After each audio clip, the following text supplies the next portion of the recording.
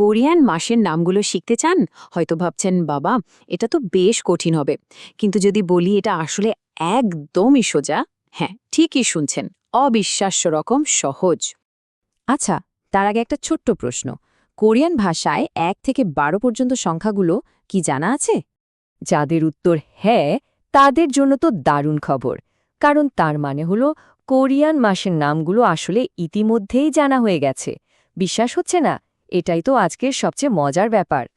তাহলে চলুন এই রহস্যটা কি সেটা একটু দেখে নিই। আসলে এর পেছনে লুকিয়ে আছে খুবই সহজ একটা ফর্মুলা। একবার শুধু ফর্মুলাটা ধরে ফেলতে পারলে দেখবেন পুরো ব্যাপারটা কেমন জলের মতো সোজা হয়ে গেছে। ফর্মুলাটা হলো একদম সহজ। দেখুন, মাত্র দুটো ধাপ।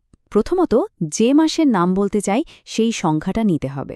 তবে মনে রাখতে হবে এটা সিনো কোরিয়ান সংখ্যা। আর দ্বিতীয়ত, সেই সংখ্যার সাথে শুধু ওয়াল মানে ওয়াল শব্দটা জুড়ে দিতে হবে। ব্যাস হয়ে গেল। যেমন ধরুন ১ মানে ইল, তার সাথে ওয়াল যোগ করলে কি হয়? এক ওয়াল মানে ইরওয়াল। আর এটাই হলো জানুয়ারি। চলুন এবার তাহলে ১২টা মাসের উপর এই ফর্মুলাটা প্রয়োগ করে দেখি। এক এক করে দেখব যে নিয়মটা আসলেই কতটা সহজ আর নিখুঁত। এই যে দেখুন, বছরের প্রথম ৬টা মাস। জানুয়ারি মানে ১ মাস, তাই না? তো ১ হলো ইল, তার সাথে ওয়াল যোগ করে হলো ইরওয়াল। ফেব্রুয়ারি মানে ২ নম্বর মাস। ২ হলো ই, তার সাথে ওয়াল যোগ করে হলো ইওয়াল। একইভাবে মার্চ হলো সামওয়াল, এপ্রিল সাওয়াল। কি বলেছিলাম না, একদম সোজাসাপটা ব্যাপার। এবার আসা যাক বছরের দ্বিতীয় ভাগে, জুলাই থেকে ডিসেম্বর। এখানেও কিন্তু একই ফর্মুলা। দেখুন, জুলাই মানে ৭ চিরওয়াল, আগস্ট মানে ৮ পারওয়াল। একদম একই প্যাটার্ন। তবে হ্যাঁ, এখানে ছোট্ট দুটো ব্যতিক্রম আছে। খুব সামান্য, শুধু উচ্চারণের সুবিধার জন্য। চলুন সেটাও দেখে নিই। তবে ঘাবড়ানোর কিছু নেই। এগুলোকে কোনো কঠিন নিয়ম ভাবার দরকারই নেই। এটা জাস্ট উচ্চারণটা আরও সহজ আর সুন্দর করার জন্য একটা ছোট্ট অ্যাডজাস্টমেন্ট। চলুন দেখি কোন দুটো মাস নিয়ে কথা হচ্ছে। মাস দুটো হলো জুন আর অক্টোবর। দেখুন, কোরিয়ান ভাষায় ৬ হচ্ছে ইয়োক আর ১০ হচ্ছে সিপ। এখন ইয়োকের সাথে ওয়াল যোগ করলে হয় ইয়োকওয়াল। একটু বলতে খটমট লাগছে, তাই না? ঠিক কারণেই বলার সুবিধার জন্য শেষের কে সাউন্ডটা বাদ দিয়ে শুধু ইউওয়াল বলা হয়। একইভাবে সিপের সাথে ওয়াল যোগ করলে সিপওয়ালের বদলে পি সাউন্ডটা বাদ দিয়ে বলা হয় সিওয়াল। দেখলেন তো, ব্যাপারটা আসলে কঠিন কিছু না, বরং উচ্চারণটা আরও সহজ করার একটা উপায়। তো মাসের নাম তো শেখা হলো, কিন্তু শুধু মাসের নাম জানলে তো চলবে না, তাই না? এবার চলুন দেখি কোরিয়ান ভাষায় পুরো একটা তারিখ মানে বছর, মাস, দিন সবকিছু একসাথে কিভাবে লিখতে হয়। পুরো তারিখ লিখতে গেলে আমাদের আরও ৩টে শব্দ জানতে হবে। খুবই সহজ। বছরকে বলা হয় নিয়ন, মাস তো আমরা এখনই শিখলাম ওয়াল, আর দিনকে বলা হয় ইল। ব্যাস, এই ৩টে শব্দই হলো তারিখ লেখার মূল মন্ত্র, নিয়ন, ওয়াল, ইল। তবে এখানে সবচেয়ে জরুরি যে বিষয়টা মাথায় রাখতে হবে সেটা হলো ক্রম বা অর্ডার। আমরা যেমন বলি দিন, মাস, বছর, কোরিয়ান ভাষায় কিন্তু ঠিক তার উল্টো।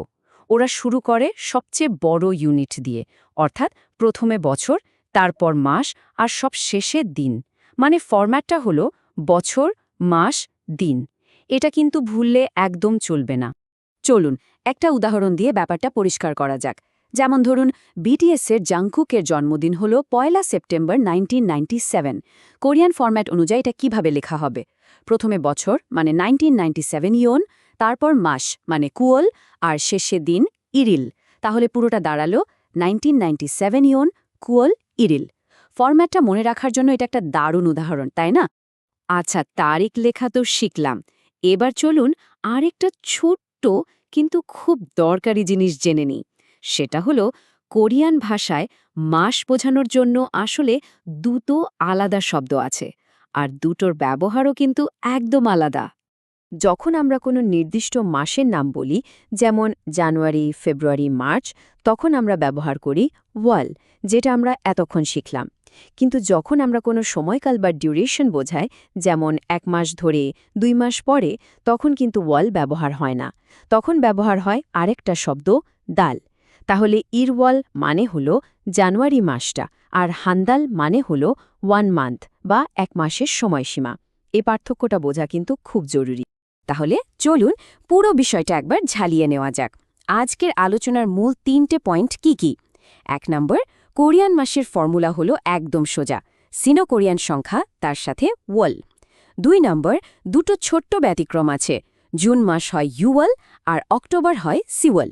আর 3 নম্বর, তারিখ লেখার ফরম্যাট সবসময় হবে বছর, তারপর মাস আর শেষে দিন। এই 3টে জিনিস মনে রাখলেই কিন্তু কাজ শেষ। আর এই সব শিখে বাস্তবে কি লাভ? লাভ তো আছেই।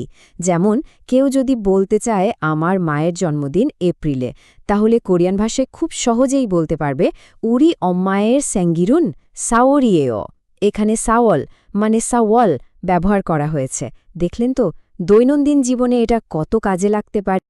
তো সবকিছু তো জানা হয়ে গেল, এখন তাহলে নিজেরাই চেষ্টা করে দেখার পালা, তাই না? কোরিয়ান ভাষায় প্রথম কোনো তারিখটা লেখার কথা ভাবা যায়, নিজের জন্মদিন অথবা কোনো প্রিয়জনের জন্মদিন কিংবা অন্য কোনো বিশেষ দিন। একবার খাতায় লিখে ফেললেই কিন্তু ব্যাপারটা আরও ভালোভাবে মাথায় ঢুকে যাবে।